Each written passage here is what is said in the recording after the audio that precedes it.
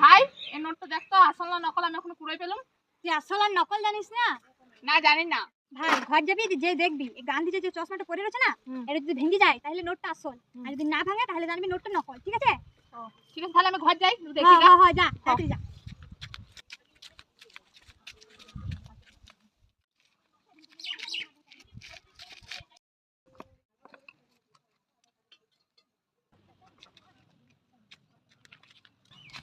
চশমাটা ভাঙলো না, মনে হয় নোটটা নকল বটে।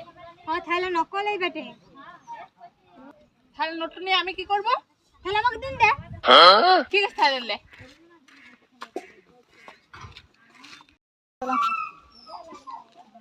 কেমন লীলা হুদোটার কাছ থেকে কমন নোটটা নিলাম।